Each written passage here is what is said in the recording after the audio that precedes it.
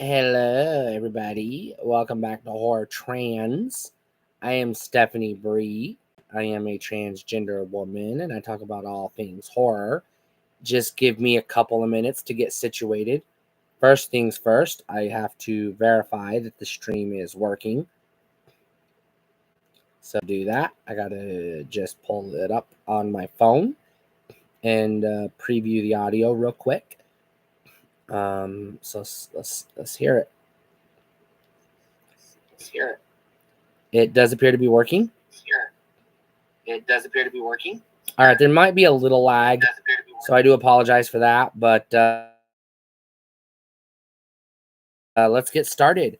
I was gonna watch Wes Craven's New Nightmare and commentate on it as I watch it, but I realized I can't find the DVD of it, and it's not on any of these streaming platforms I have access to.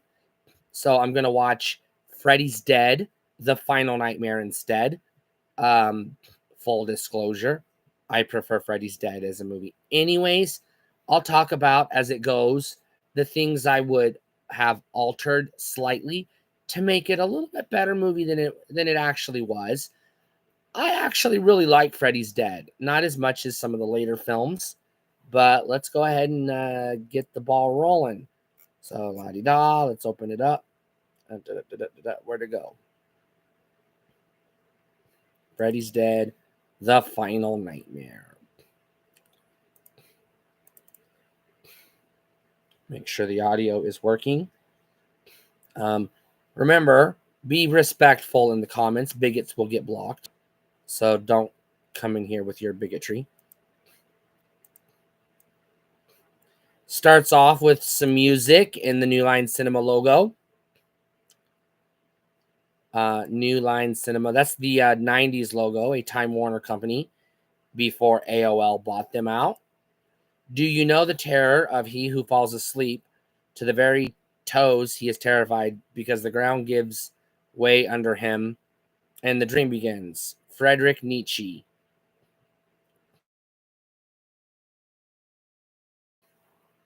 All right. Welcome to Primetime, bitch. Freddy Krueger. So they're definitely playing on nostalgia. The title cards are all blood red, which is new to the franchise. Now, each movie has had its own style for the title cards and credits. Here comes the Freddy's Dead logo. The Final Nightmare. Now, this movie is a blend of horror and comedy. We have Springwood, Ohio, 10 years from now. Mysterious killings and suicides wipe out entire populations of children and teens. Remaining adults are experiencing mass psychosis. There is evidence of one surviving teenager. Nice little retro computer graphic. And we start off on an airplane flying in the rain. Now, I actually like this first dream sequence. I think it's unique to the series because we don't often get dreams outside of, the house, the Freddy house, 1420 Elm Street, or outside of locations in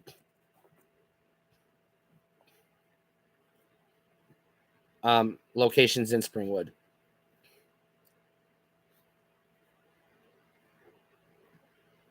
My audio is cutting out, so I apologize for that.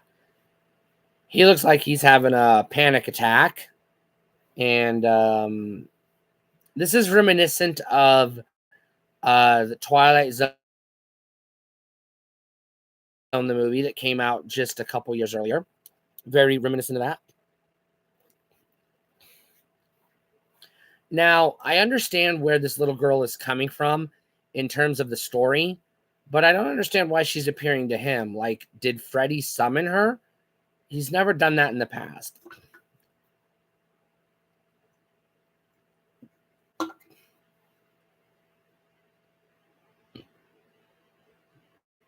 Interesting. So he's there goes the holy shit, she just fell out the window. I mean, through the hole in the roof. And he just fell through the floor of the airplane. Does he have a parachute or is he going to land? This is very ugly looking graphics. This is poor. I don't know if it's CGI or not, but it's definitely blue screen. I lost my audio. I can't hear anything. I need to get some new headphones. I can't hear anything. And I can't unplug the headphones because copyright. There we go.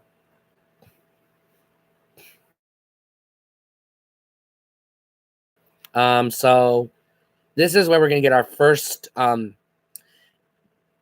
dream sequence with Freddy in the movie. Almost.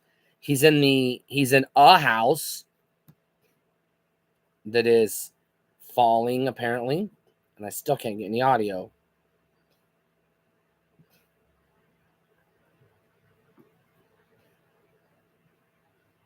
There we go. This movie does than what you're used to. Here's Freddy making appearance as the Wicked Witch, which is a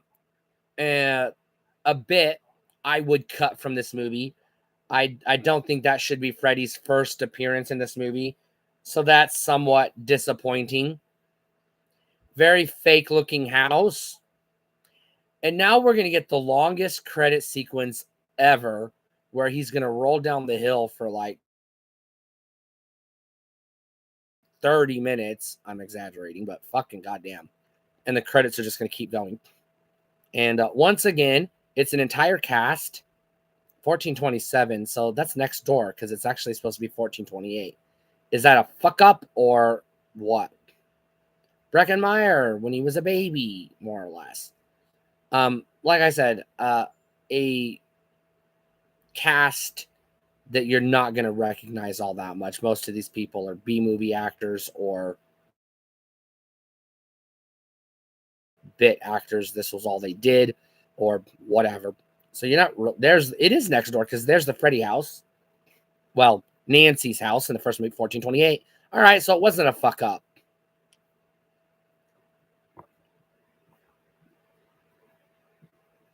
Now, for some reason, I'm getting music, but I'm not getting vocals. There we go. This is the part where he falls down the cliff for 20 minutes.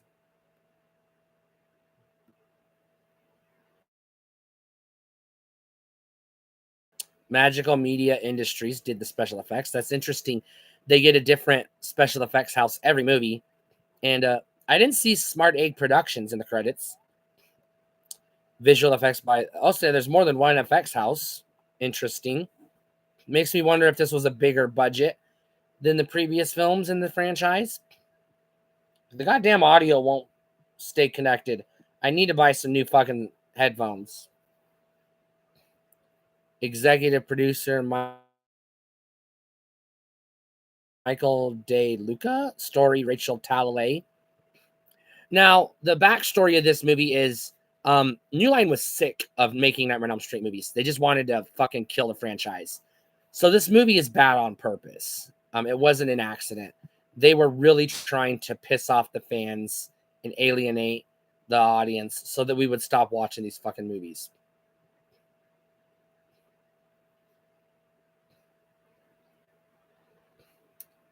I didn't see what the ticket said. And we're going to get a really ugly special effects shot right here.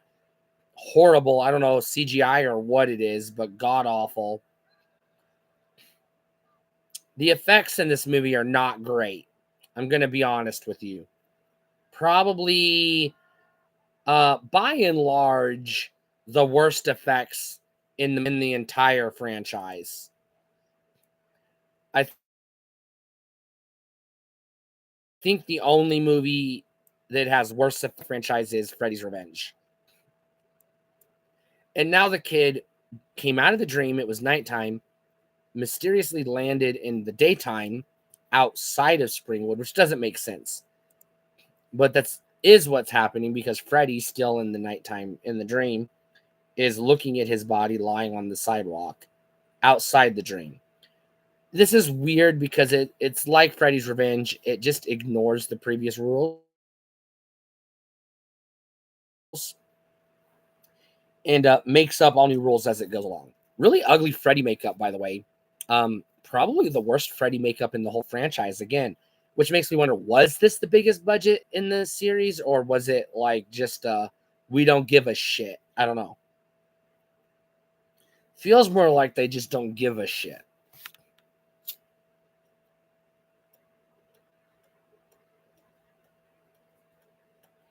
Even though these movies were still making money at this time, they weren't making big bucks like they had previously. 3 and 4 were the biggest performers of the franchise. 2 did well. 5 basically bombed. This movie didn't do great. Krueger woman still missing. Now, why does he have that in his pocket? If it was a news article from, let's say, 15, 20 years ago, why the fuck would he have that newspaper clipping? That doesn't make sense to me. There's a lot of rubbish in this movie that just pisses me off. Recovery House Youth Shelter. We're going to get introduced to our cast of characters, which again, out of all of the Ninja Gaiden. Out of all the franchise, this one has the smallest cast.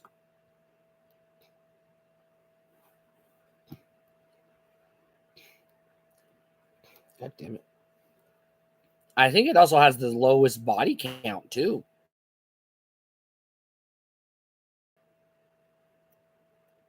You don't have a lot of characters in Freddy's Revenge, but that pool party scene, you get a lot of blood and guts and deaths.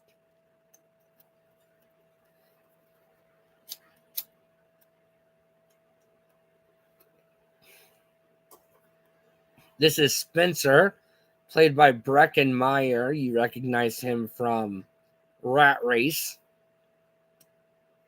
He was also a skater punk in Clueless, which you may have seen.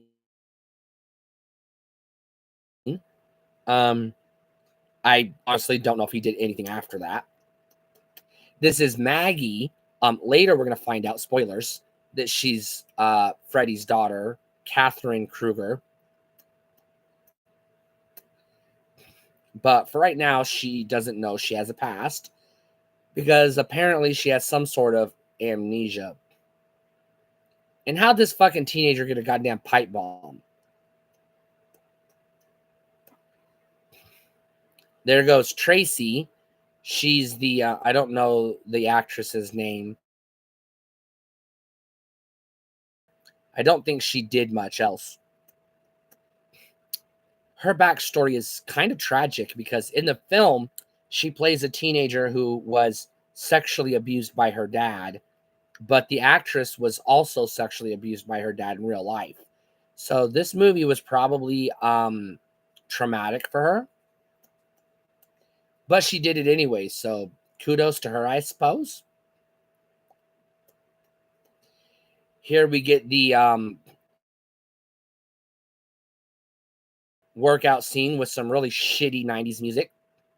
And we get Carlos, who is not fully deaf, but deaf without his hearing aid.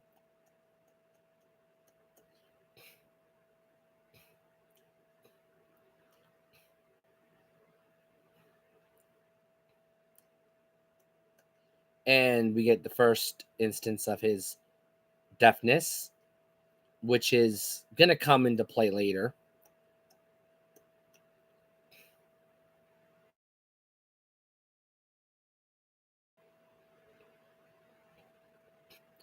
So these are our quote unquote dream warriors, if you will, for the movie. And yes, they actually are kind of sort of dream warriors in the sense that they actually have done dream training for lucid dreaming and dream therapy.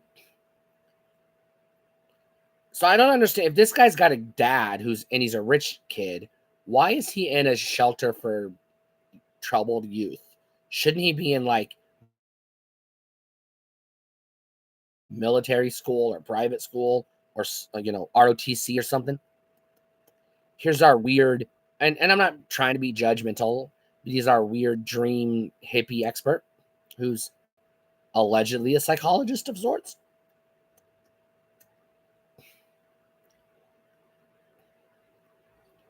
but he's a pretty cool dude, pretty good character.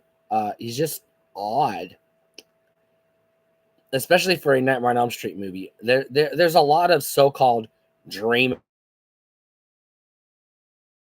experts in these films that don't make a lot of sense because I don't think there's like real dream psychotherapist. Um, I don't know if that's a thing. Dream psychotherapy. I don't know if that's a thing. Dream therapy, is that a thing? Is that a real thing?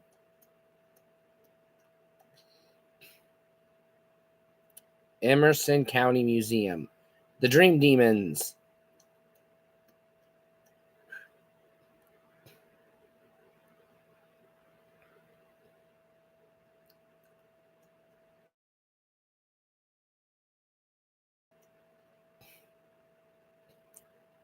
So he basically just said that they look for the most twisted human imaginable, and they settled on Freddy Krueger.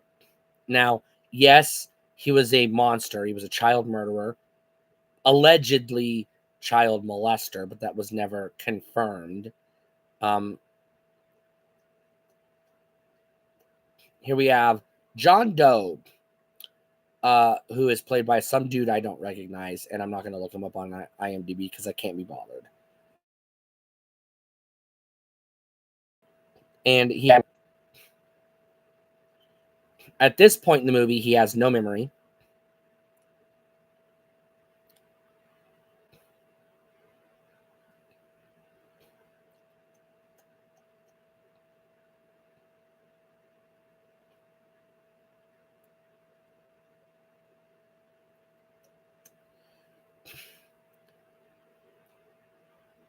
So again, we have a 35-year-old pretending to be, I guess, a 17-year-old. They don't really cast teenagers in movies. This dude looks way too fucking old to be in a shelter for teens.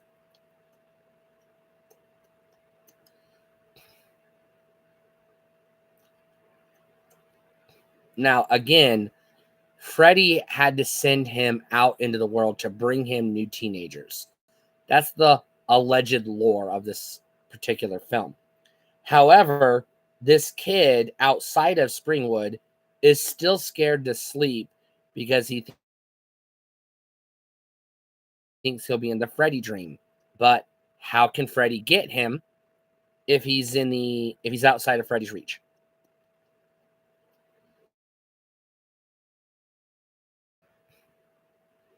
We got a bunch of kids who are trying to sleep. He doesn't want to sleep, so he's singing the beer bottle song.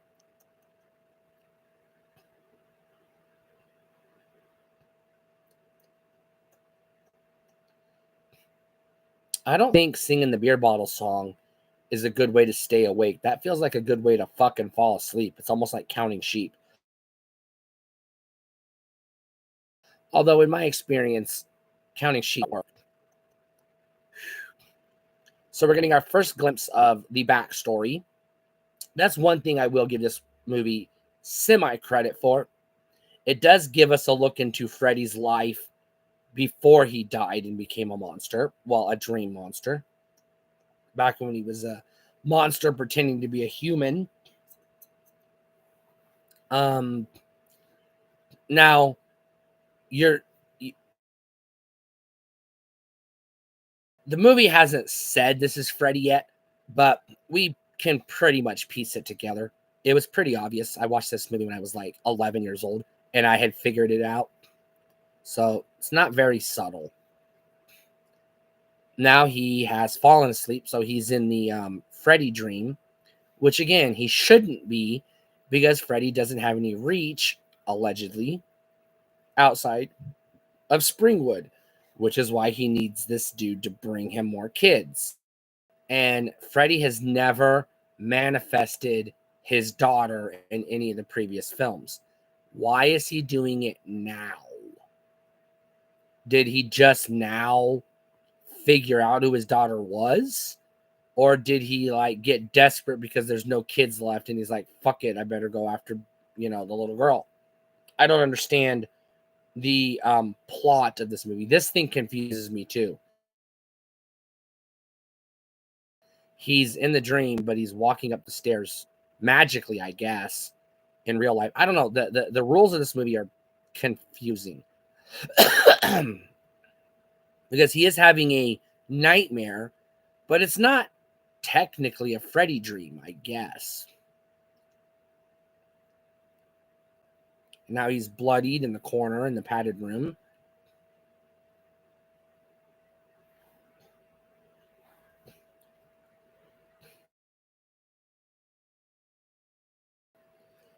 And see, again, here we are in the real world, the awake world, and he's on the main floor, not the second floor, but he went up the stairs in the dream. So I don't know. It doesn't fucking make sense.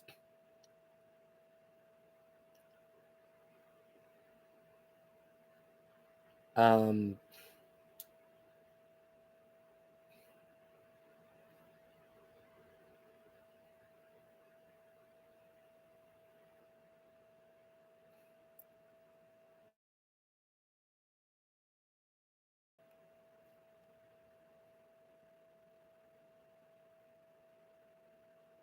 okay. How did never mind. I'm not gonna pick this movie apart. There's a lot of fucking loose ends and plot holes in this movie.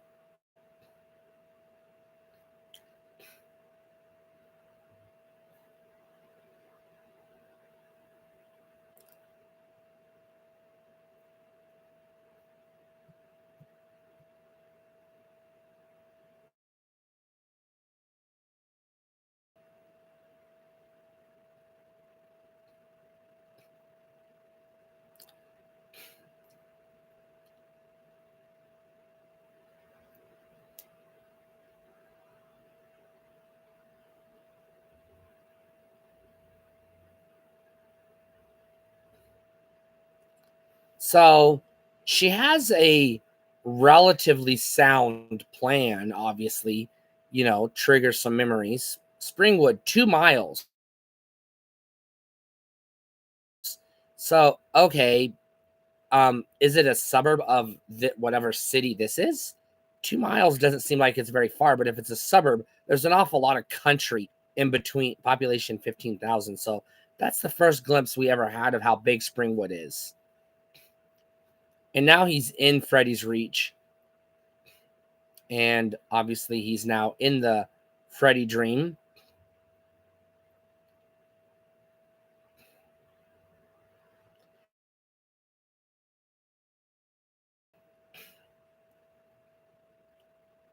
And we have some stowaways who are going to get into shenanigans. I like this here Scooby Doo van. I kind of want one. So wait a minute. Their plan was to stow away in the van while she drove to this dead town. And what were they gonna fucking do? Hitchhike? There's not. I don't know. There's no bus station. I don't think there was in the dream, but probably not in real. But also the. Okay, so this movie. Okay, let's talk about the timeline. Let's unpack this. This movie takes place 10 years after. We'll say Dream Child Part 5. So 1989. This would be 1999. During that 10 years, all the kids died. And all that's left are basically crazy adults. Okay, so somewhere along the line, the adults, the police, etc., figured out that the kids were telling the truth about Freddy. And eventually, once we get to Freddy versus Jason, we have to bring this up. They, in the time between this and Freddy versus Jason, which takes place in 2003, 99, 2000, 1, 2, 3. That's 4 years. 4 years. In 4 years' time, they rebuild the town, repopulate it with kids who have no memory of anything, but act like they've lived there their whole lives and have backstories that indicate they've probably lived there more than 4 years. And then we have the cover up and all the conspiracy and bullshit. So the timeline doesn't work. Even though Freddy versus Jason shows clips from this movie in the flashback sequence, this movie has to take place after Freddy versus Jason. Here's Roseanne. I have to take a sidebar to talk about Roseanne for a second. This is like season 3, maybe season 2 or 3 of the Roseanne sitcom. And here comes Tom Arnold, who she was married to in real life at the time. And now we're getting our first glimpse that the adults are afraid of Freddy as well.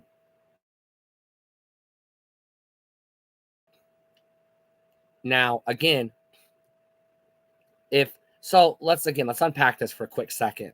If Freddy only targets or can only target, we'll say children and teenagers, what are the adults afraid of? He said they bring him, which we know is Freddy. But the adults have nothing to fear. Yeah, okay, so what? He's going to kill the kids? I don't know. Tell the kid? I don't know. Whatever. I don't fucking know. This movie doesn't make sense, but let's just sweep it under the rug and move on. Now we got some more rubbish 90s music, which is, I guess fitting for the time, but out of place for the franchise because up to this point, the entire franchise had taken place in the 80s. So we had 80s music. But again, now we're actually in the 90s, so it makes sense to have 90s music. Now, as we see them driving around, we see a lot of shots of Springwood. None of these shots look anything like the Springwood we've seen in the previous films. Let's go back to the Dream Warriors for a second. They have a really big hospital with a full medical ward and an entire wing devoted to mental health, basically an insane asylum. We also see a hospital in one of the films, I believe. We see a really big high school in all the films. We see a gay bar downtown in Freddy's Revenge, which can't be the only bar in town, which means this town has to be bigger than 15,000 people because it has to be big enough to support a big ass hospital and tons of fucking businesses, a giant school, fucking multiple bars, including a gay bar, the diner. So I don't know. In some movies, like The Dream Master, it looks like a small town. In other movies, like, The Dream Child or The Dream Warriors or Freddy's Revenge, it looks like a moderately sized city, maybe 30, 40,000 people, give or take. But the population sign did say 15,000. But let's assume that's a current sign. That's 15,000 adults minus the children. If we go by the average, 1.5 kids per house, we'll just double the population. 15,000 plus double, that's about 30, we'll say 32, 33,000 people. So Springwood should have had in the past somewhere around 32,000 people, give or take, which does track from what we see. So I'm going to speculate that the sign is current as of today when this is taking place, following the most recent census at the time of the film, which is 99, probably taken the count done or estimate sometime in 98, more likely. Not an actual census, but, an estimate. So, yeah, I'm going to say roughly 32 to 35,000 people, give or take. This here building right here, this orphanage, is way too big. Oh, no, this is the Springwood High School. Way too big of a building for a town of 15,000 people. Now, this is supposed to be a high school. Why does it have elementary desks and a chalkboard? 2 chalkboards. Now, if you pay attention, they're showing us pieces of the nursery room. Now we have the killed in real life, 7-year-old. Holy shit. another 7-year-old. So he went after children. And there's the article that he has the clipping of, which again, I'm not gonna try to speculate how in the goddamn hell did he get that newspaper clipping, and how was he the last teenager? This town looks like they haven't seen a kid in years.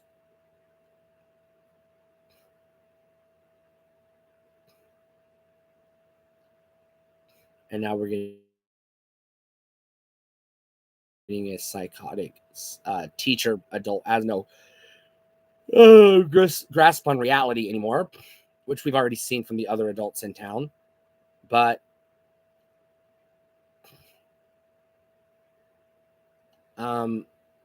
so this does track with what we see again in Freddy versus Jason. The adults have figured it out. So let's say Freddy survives Freddy versus Jason 2003, and then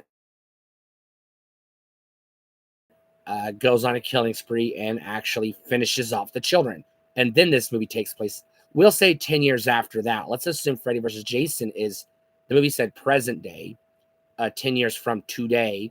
So we'll assume Freddy versus Jason took place in 2003. If this is 10 years after that, this movie should take place in 2013.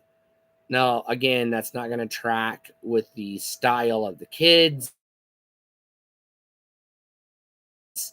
or the vehicles or the music playing in the background. But 2013 was 13 years removed from the 90s, which is when this movie actually took place. And we did get a 90s nostalgia starting around 2010 or so. This is when the hipsters went all bonkers for vinyl records and VHS tapes and shit like that. No disrespect, just, calling it out.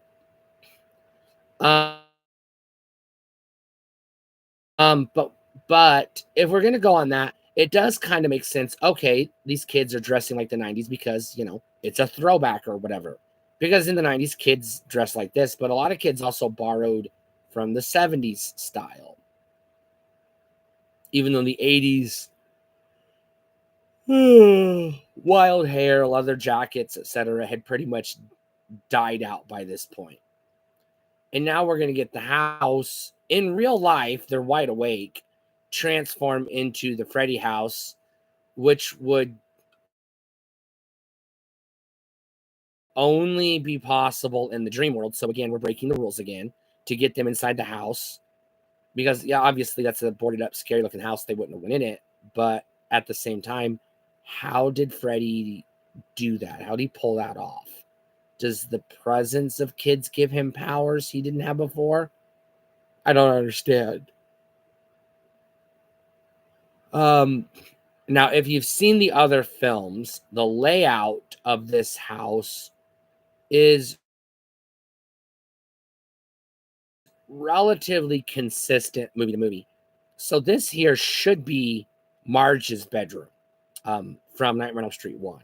It looks very similar to her bed. It's a very similar style. It is down the hall from Nancy's room, which she just walked past. So this is pretty consistent. So kudos to the filmmakers for keeping the layout of the house consistent. I will say that. That's a plus for this movie for me. I'm okay with that. But we're gonna get some Dream Warriors style. You're inside a building, but the movie has actually put you outside in an alleyway, shit like that. Here in a moment after Carlos falls asleep, that I'm not a big fan of. Although I say that it's a sort of throwback to Dream Warriors, like I said, but it makes the house bigger than it really is, which kind of makes it more important than it previously was, which I have mixed feelings on because it kind of feels more like a haunted house movie, which Freddy's Revenge felt like a haunted house movie anyways. So now we're in a slummy, crummy apartment building, it looks like, probably somewhere in the low income side of town and hits a brick wall. And now we have his mother. Because Freddy does manifest your fears to get you scared, which gives him the power to kill. So this is again fairly consistent with the lore that we have established and or will establish later on.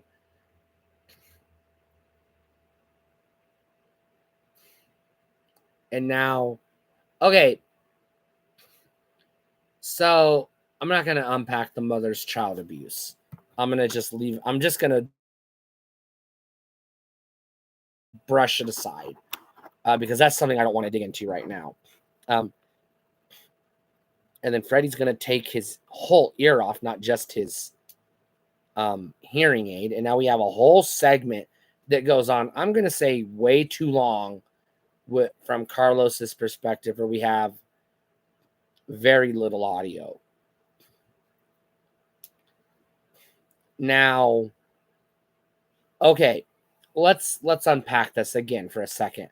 Carlos is deaf, but he only wears a hearing aid in one ear. That doesn't seem logical or believable to me.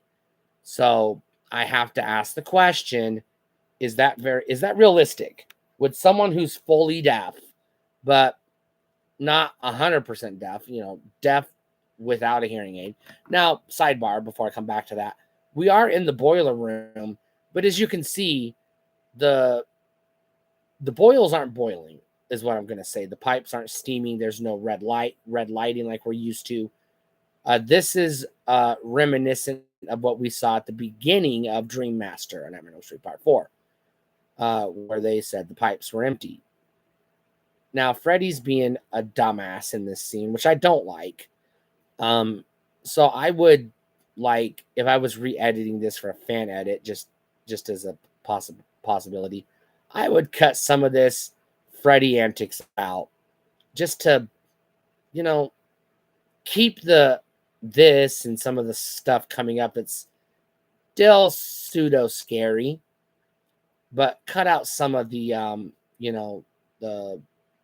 the miming and stuff like that. Just cut some of that out. And now he put the hearing aid on his other ear than what he's used to. So again, I'm not going to unpack that. But the hearing aid is becoming super hearing aid now, which Freddy's going to use to kill the kid. Now, this is a fairly elaborate dream sequence compared to what we're used to. By this point in the previous films, Krueger would have already killed the kid, most likely with his gloves. So I'm going to go out on a limb and say Freddy has wiped out the town. He's defeated Jason Voorhees in Freddy vs. Jason, because he did. He killed all those assholes, Laurie and her friends. And now he's just bored. So he's fucking with the kids, because as time goes on, he just becomes more bored because he gets more powerful, but also there's fewer kids to murder. So he's just like, fuck it, I'm gonna be a dick, which is what he's doing here with these missile sounds of the falling needles, and they're gonna crash on the metal, and it's gonna hurt Carlos's ear, obviously, because of the supersized hearing aid or supercharged hearing aid. And we're going to get one of the coolest deaths in the franchise following one of the lamest dream sequences of the franchise. So I have mixed feelings about this whole ordeal. We're going to get the this bit where he's playing with the... Now, I would edit this out entirely and just cut straight to this right here where he's like, hey, right there. Less goofy, keeps him a little scarier, take out some of the Looney Tunes stuff. And again, here he is using the claws, but instead of cutting, stabbing, or slashing his victim, which is what he did in previous films, he's again using the kids, and I would cut some of that a little bit and just show that and show the head exploding. So we get less of the goofy Freddy, more of the scary Freddy. Because I don't like the goofy Freddy. I like, yes, I do like one-liner Freddy. I like MTV Freddy. But this is not MTV Freddy. He's moved past that. Now he's Bugs Bunny Freddy. I don't like Bugs Bunny Freddy. I prefer MTV Freddy, which we got in Dream Warriors through Dream Child. So the 3 previous films. He was still Monster Freddy in parts 1 and 2, but he was kind of sadistic Freddy, I would say, in Freddy's Revenge. So now Spencer's high, but also, is he awake or asleep? And he sees Carlos in the TV. So again, we're breaking the rules. Was he awake? Was he asleep? It's hard to tell. Now we're in the Springwood Orphanage. Again, a town of about, we're just going to harp on this for a minute, 15,000 people wouldn't even have an orphanage to begin with, let alone one this size. So this further supports my theory that Springwood is at least previously 32 to 35,000 people. Again, that's assuming every family had 1.5 kids. Now, most likely, it would be triple that population because a lot of households have 2 or 3 kids. So that would put us in the 50 to 60,000 population range, which is more in line with what we've seen in terms of the size of the facilities in this movie, such as the orphanage, the high school, the aforementioned gay bar, etc. So I feel like that is probably more accurate. So I'm going to say minimum population, 1984, original Elm Street through Freddy versus Jason. Had to be around 40 to 60,000 people.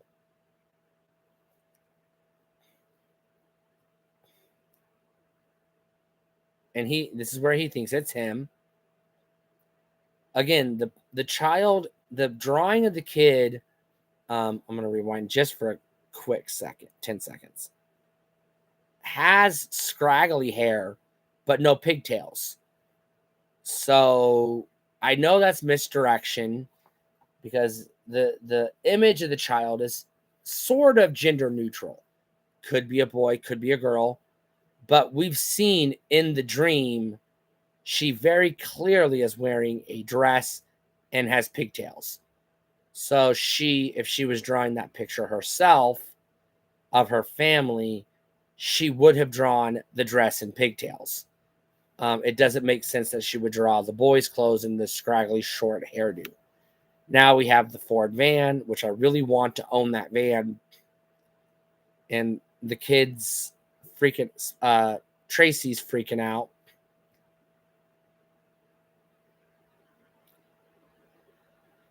And again,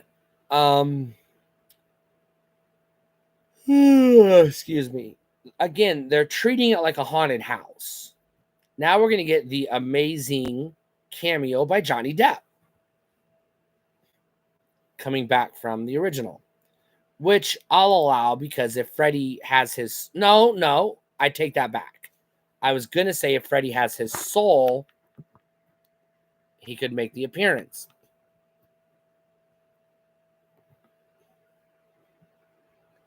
But at the end of Dream Master, they release all of Freddy's souls.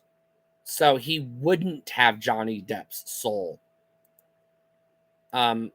So aside from the nod to the fans, sidebar, this is a song from the 70s, which Freddy Krueger, human Freddy Krueger, probably would have been a fan of. So this tracks. Now let's go back to what I was just saying. he wouldn't have, that's too loud. He wouldn't have Glenn's soul. So again, how is he manifesting Glenn? Spencer wouldn't even know who the fuck Glenn is. It wouldn't mean anything to him. So yes, I do appreciate the nod to the fans, the Easter egg. I have problems with it because from a logical perspective from the film's lore, this doesn't make sense. Now we have the dream sequence. We're getting Freddy playing what looks like a Nintendo game using what looks like an Atari controller. Actually, this looks more like a TurboGrafx or a Amiga game than an NES game. So that would have a joystick because the Amiga did use joysticks like that. So, okay, I'll allow it. We've got the digitized graphics, which is reminiscent of Mortal Kombat and other games from the time period, which the Amiga would have the technological capabilities to reproduce. So thumbs up. I'm going to give that. I'm going to allow it. I'm going to say, yeah, sure. This is representative of what a video game at the time could look like. So I'll allow it. I would cut the great graphics. I would just cut that out because it's unnecessary. And again, it's another glimpse of Looney Tunes Freddy, not Scary or MTV Freddy. So now she's figured out this was her childhood house, which means the house Nancy lived in, okay, I'm going to harp on this, was Freddy's house from when he was alive. I'm going to come back to that in a second. Now what we're going to see is he's in the real world, but he's still asleep, but we're seeing the effects of the dream on his body, which has happened in previous films. So that I'm gonna, yeah, that's fine. I'll allow it. I don't have a problem with that.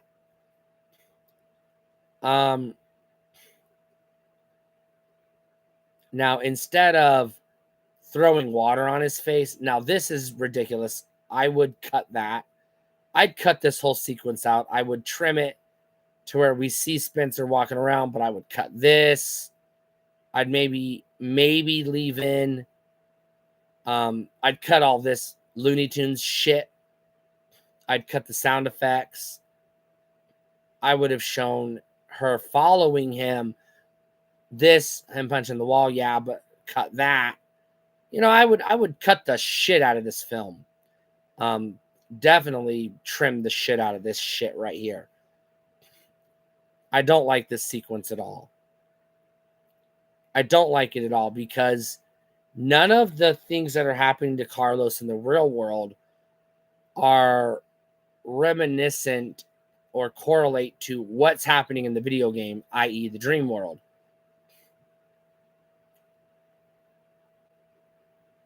Ooh, he smacked her. And again, now his body fell into the... I don't like that because that shouldn't have happened. No, I'll allow it because that's what happens to Nancy and Dream Warriors. So never mind. Okay, that's fair. I'll allow it. This sparkly thing happened in Dream Warriors. So yeah, sure. Okay. I'm good so far. Overall, I enjoy this movie. If I was going to give it a star rating, I'd give it a 3.5 stars. You know, it's not the best in the franchise, but not the worst. And with a little bit of editing and some, you know, color correction and a little bit of, you know, maybe change up some of the music in the background, this could be a good movie. Now, this little, you forgot the power glove thing. Oh, I'd keep that because it's in line with MTV Freddy. This I would cut. This I would cut. Get rid of it entirely. But the end result, him push the button, Spencer falls down. Now I would cut this rocking, but Spencer falling down the stairs into the abyss, I will allow because that almost happens to Mark in The Dream Child, Nightmare on Elm Street 5. So yes, Freddy has used that technique in the past, and it didn't work, but it almost worked. So yes, I think that's acceptable. I don't. That's to me, that's not a strike against the film. This here, the screen filling with blood. We've seen that in previous movies. The soul going into Freddy. We've seen that in previous movies in reverse. This is reminiscent to Johnny Depp's death. This soul scene, reminiscent to previous films. So yeah, I'm still good with this. Excuse me. As I yawn, I'm still good with this part so far. Her having dream powers, I'm good with because we've established that. She's not afraid of him. He has no power if you have no fear.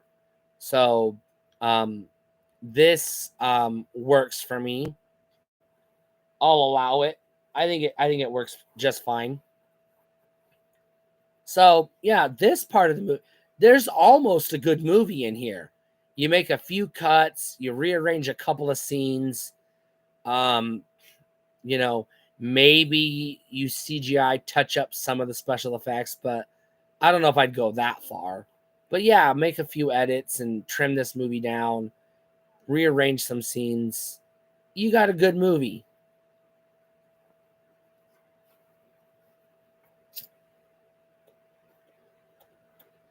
Could bump this up to a 4.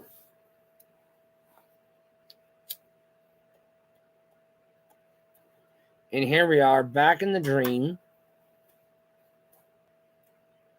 And we see a bright, sunny Springwood. But the houses don't look anything like the houses that we've seen throughout the rest of the movie. So he's in a different house. And this house is red. He was not in a red house earlier. So this is a different house. Why is he in a different house? I don't know.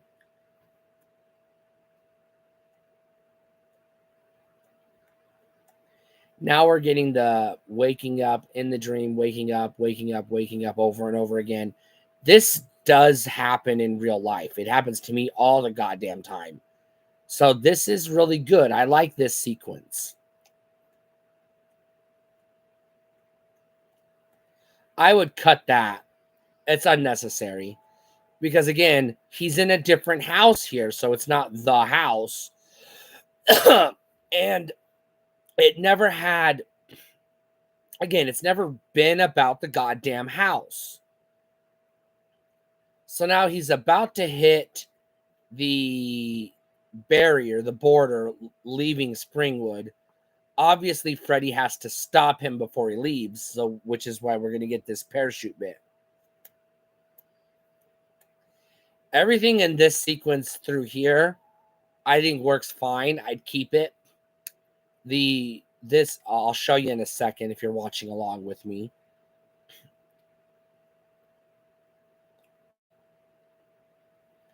We got the laugh, which I like. Freddy, I'd show that. I'd keep that. Him coming down. This whole sequence so far, I think this is pretty scary. Scary Freddy. I'd keep this, all this.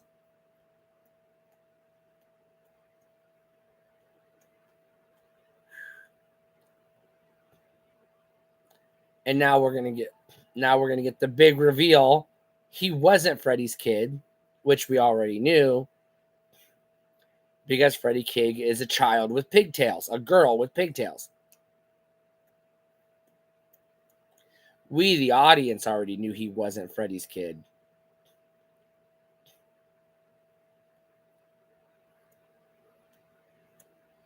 Now, I don't understand how this works. He's going to kill John Doe. I would leave the him falling bit. This is fine. This, I would cut. We don't need to see that. We just have him fall on a bed of spikes. That works better for me than the Looney Tunes Wile E. Coyote shit we just saw. This is pretty gruesome. That's pretty fucking bloody. So I'd keep that, although that's very obviously a vest he's wearing of some sort. Pretty lame special effect, I'll say.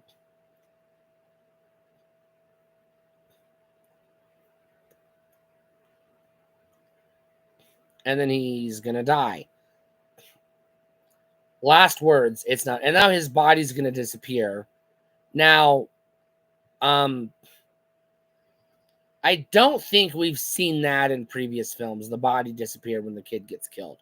They almost always have a body, but the soul going into Freddy, we. I guess I'd keep that. That's more MTV Freddy. That's not too Looney Tunes. But this bit with him jumping into her brain, I don't know. I would cut the it's traveling time, but I'd still keep the effect because that does tell us he's in her and he's going after the new kids outside of Springwood because he's kind of like a virus, I guess. And now she's the carrier that's going to spread the disease.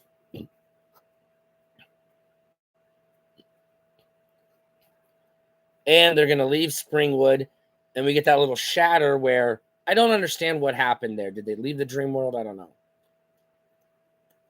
Now, the sign we saw previously right outside of this building in this city said 2 miles to Springwood, which puts Springwood way too close in proximity to whatever city this is, which again tells me Springwood has to be a suburb of a major city, probably a metropolis, probably what's in Illinois? This is Ohio. What's a big city in Ohio? Cleveland? So this has to be a suburb of Cleveland, I guess.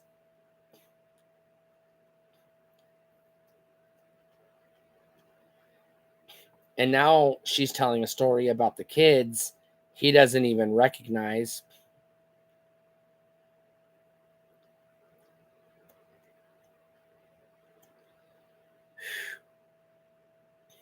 This bit about the kids being forgotten after they were killed, that has never happened before. We always have funerals.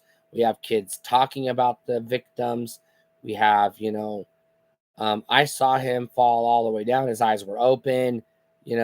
I was in love with Greta, etc. They always remember the victims.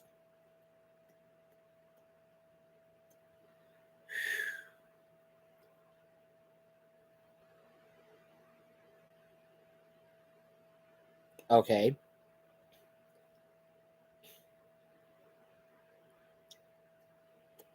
So, are we to believe that Freddy inside her brain, this would obviously have to be the next day, I guess, for everybody to have had time to fall asleep and for Freddy to go into their brains and erase the memories of these kids, which again, he's never done before. So, I don't really like that, but I don't know how to get around it. I guess make a couple of cuts. But again, I don't know if that creates further problems if you edit that out. Does other stuff make sense? Does it come up again? If not, yeah, sure, just cut those 2 scenes out. You're good to go. Now we're getting a really nice neighborhood. Again, this is a different town, or is it? Is she going back to Springwood? This is her mom. So does her mom live in whatever town she lives in or works in? Or does her mom live in Springwood? This whole combat scene, training, is very reminiscent to Dream Master with Rick in the garage. So I'll call it, a throwback, but it's also kind of like ripping off their own movie. So I'm going to label this here as, yeah, sure, why not? Whatever. I don't have a problem with it.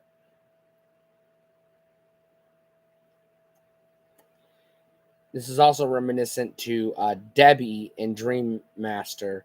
She was like, I'll flatten him. And Alice is all, you don't understand. Bench presses or whatever she said won't kill this guy or whatever.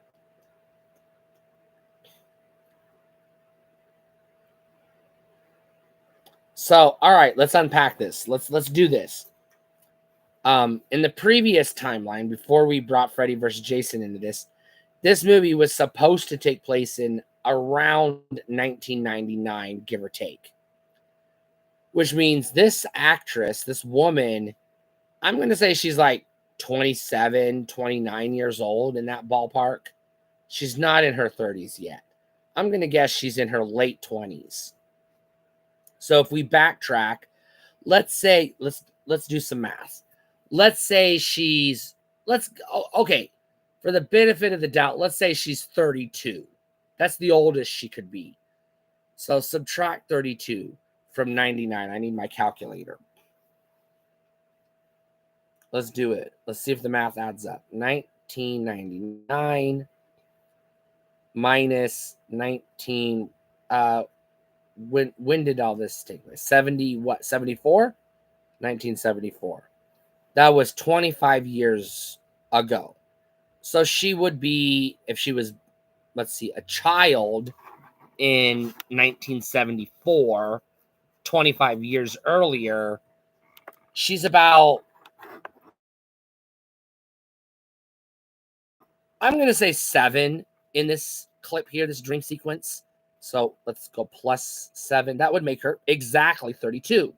So yeah, the math tracks. I'll give it that. The math actually tracks. So that's believable. Assuming this takes place in 1974, which I think was the date they showed on the chalkboard, but I could be wrong. So I'd have to go back and look at the date again and recalculate based on that. But I'm going to say it tracks. This is believable. However, I'm going to throw a monkey wrench in all of this. This movie can't take place in 1999, as I previously established. It has to take place in 2013, because 2003 plus 10 is 2013, because this movie has to take place after Freddy versus Jason. It cannot take place before Freddy versus Jason, because you can't rebuild this town that we've seen in this movie into this movie, the town we see in Freddy vs. Jason, in the span of 4 years. That would take 30 years max minimum to get from what we saw earlier in this movie to what we saw in Freddy vs. Jason. So either Freddy has time travel capabilities, which we've never established, or this movie doesn't exist in the timeline, in its own timeline, which would make sense. It would help explain some of the bullshit, bending of the rules, and the random appearance of the girl in pigtails in this other guy's dream. But I'm not going to buy it, because we see clips of this movie in the flashbacks in Freddy vs. Jason. So again, the only way to reconcile it is if Freddy, there's 2 ways to reconcile it. One, Freddy has time travel capabilities. He, in the flashback in 2003, Freddy vs. Jason, he's remembering things that haven't happened yet. That's a hard pill to swallow. All right. But there is an alternative. The alternative is Freddy vs. Jason doesn't take place in 2003. Let's say it takes place in the future. I don't think we get a date in Freddy vs. Jason. And while the styles and music and everything again look like 2003,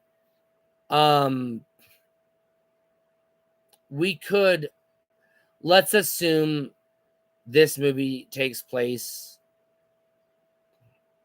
99. We'll go with it. Freddy versus Jason takes place, we'll say 20 years later.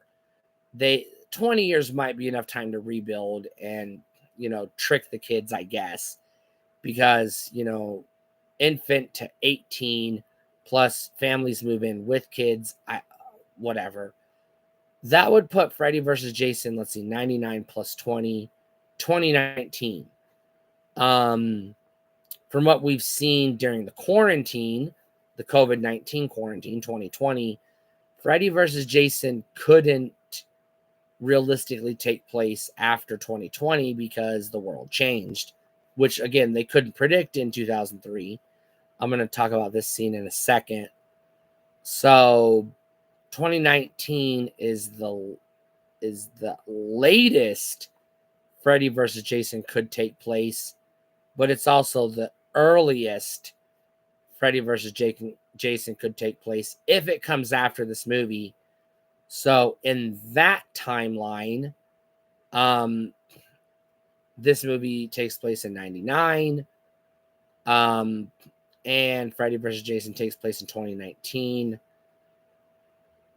God, I don't know I don't know which path I want to take. Now, this is where we're getting her dad's a child molester, and Freddy is having fun playing him because obviously Freddy was allegedly a child molester. And now she's murdering her dad with a really old coffee maker. So I'm gonna go with, oh my god, I don't know. I like this movie takes place after Freddy versus Jason more than they rebuilt the town.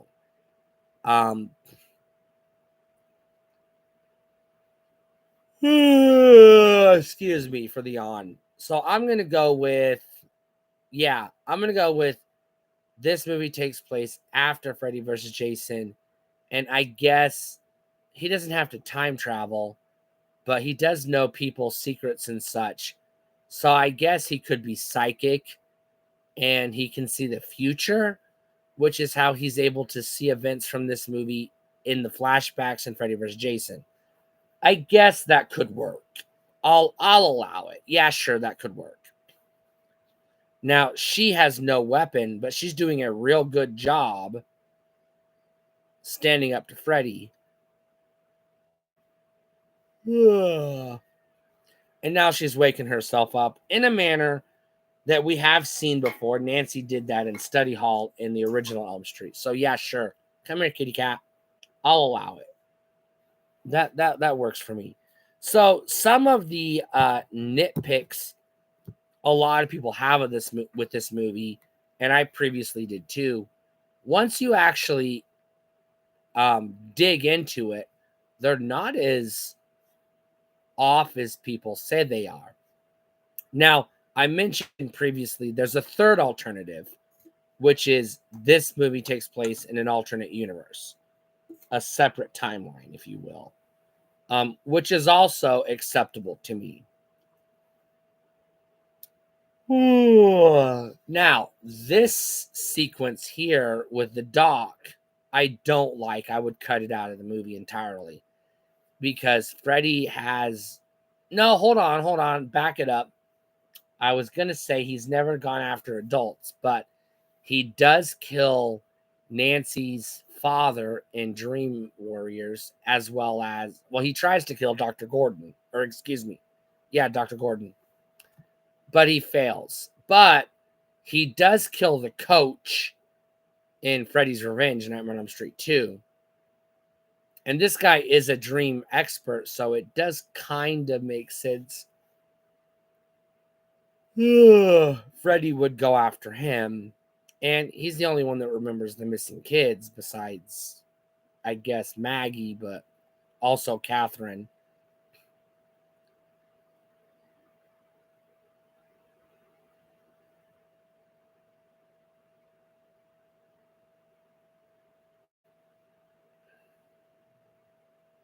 I really like this sequence here with him cutting his thumbs off, cutting his fingers off. He did that in Elm Street, the original.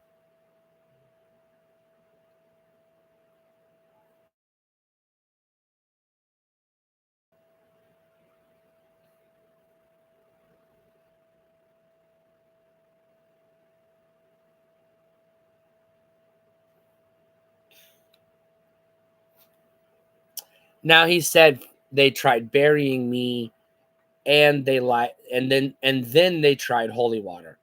But the holy water and the burial was the same death. That was the end of Dream Warriors. but he never mentioned they shined a mirror on me or actual came out of his trance uh, because of the power of love, which was stupid. How he dies, I guess, in Freddy's Revenge, which is one of the reasons I don't like Freddy's Revenge. And now he somehow is waking up right on time. Which again, I don't know. What was he doing going into the dream? I guess I would keep this sequence up to this point. Yeah, sure, I'm okay with it, I guess. Um, because this guy, he would be susceptible to Freddy. And Freddy is currently possessing Maggie here, so proximity wise, yeah, he could cross over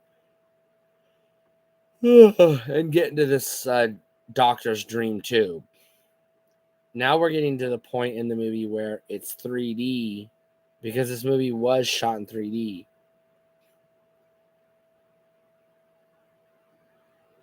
But now they're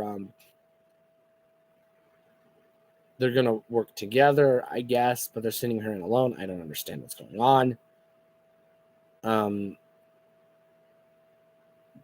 This upcoming sequence, which I'll try to describe, is wonky to me. I don't like it.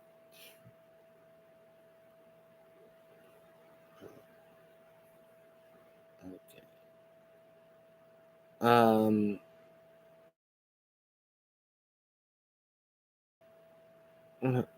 That track, I guess. So, all right, up to this point, I have nitpicky complaints about Goofy Freddy. I would tone it down. And that's all I have really to say on the timeline stuff, I guess. Could this movie work? Whatever. Or the writers just didn't give a fuck.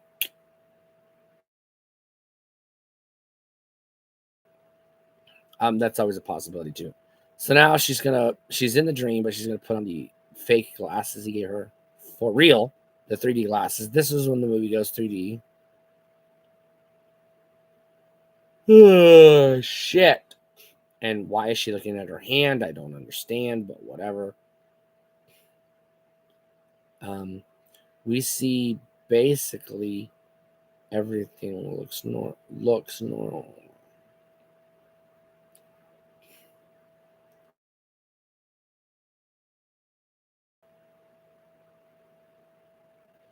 All right, so now we have her going through the portal of these ancient dream demons. I don't hate the design of dream demons. I don't like this jumping into his head sequence here that we're watching. But if we have to have it, I'd prefer that to Random because this movie is a little long for what it should be, and if it feels long, now we're for the very first time making a deal with Freddy. Also, we're seeing her go inside his head, so we're gonna see baby Freddy or child Freddy, I should say. Why does why did the memories change the channel like on the TV?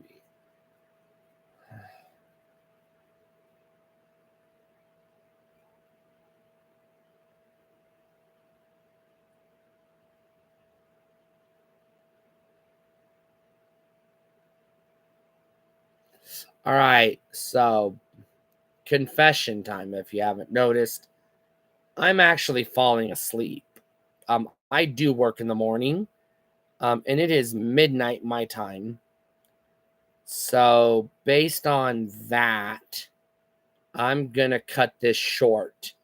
I do apologize, but I've fucking seen this movie a bunch of times. If you're curious about my thoughts, which may have changed from the time I recorded the podcast episode on Podmortem, or it may just be a thing where He doesn't even know he has it or whatever. Now he is very affectionately calling the hamster. But he's not going to be that casual here in a second. And now he's murdering the classroom pet. And the other kids are going to taunt him with the chant several hundred maniacs. Now, let's unpack that for a second. This is probably, let's see, if he was born in, we'll say 50, let's see, I guess 56 or so is when he would have been born.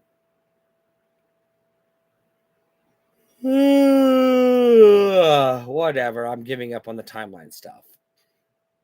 Now we're going to get a cameo from Alice Cooper himself, wearing a hat and clean shaven.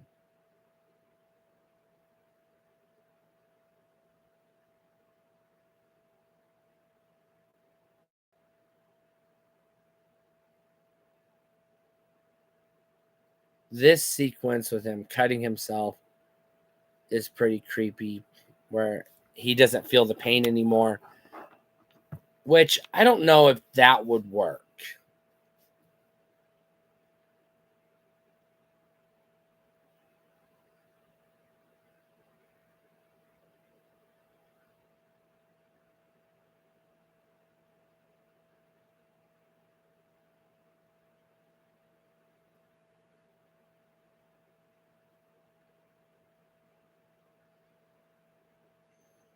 So now we're watching Freddy die, burning to death in the, I guess, boiler room.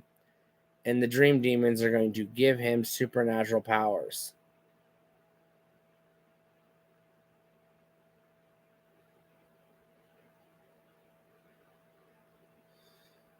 All right. So now we've established that he can live forever.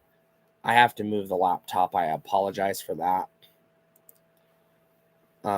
Let me pull up my window. Is it still going? Am I still streaming? I'm not getting a preview on my.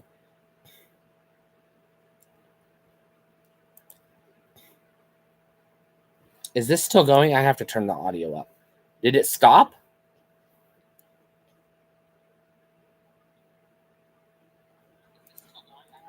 Oh, never mind. I'm streaming. I forgot. I'm on YouTube. I wasn't using the camera. Oh, never mind. Okay, I'm an idiot. Yep, still streaming. I gotta bring the stream up so I can move my laptop. There's a 75% chance that you're gonna watch me take a nap at the end of this movie because I am really struggling to stay awake. Where's my window? There it is. I do like a lot of, but not all of this memory dream sequence stuff. I'm pretty much from here to the end of the movie. I'm good with the rest of the movie. I think we're past the shit I don't like, which again, it's not that bad. There's some Looney Tunes stuff, but it's not as people exaggerate how Looney Tunes it is.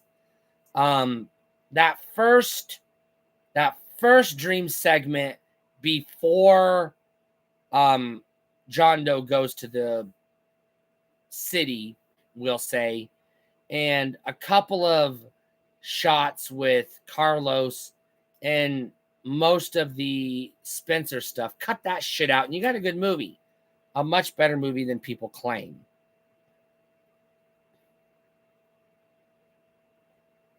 Again, okay. Why is she still, if she's awake, why does she still have the glasses in her brain? This doesn't make sense. Freddy came out. Okay. Freddy has come out of the dream more than once. He did it in, well, okay, maybe not at this point, but he did it at the, Nancy pulled him out at the end of Nightmare on Elm Street. He came out of the dream basically on his own in Freddy's Revenge. And again, if Freddy versus Jason takes place before this movie, which I maintain it does, again, they pulled him out of the dream to kill him in Freddy versus Jason. But in all instances, aside from this one, when he gets into the real world, he has to play by real world rules. He doesn't have his dream powers. So this part where she still has the glasses and he's going to do the spider climb here on the wall in a second. Even this bit where he's regular Freddy, not burnt Freddy, I don't like, because he was still burnt when he came out in 1984, Nightmare on Elm Street with Nancy.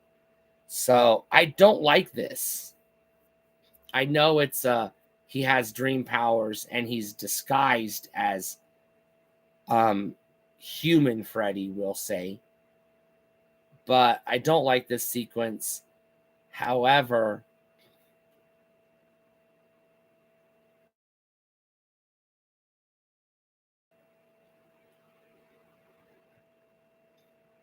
I just don't know how to cut it.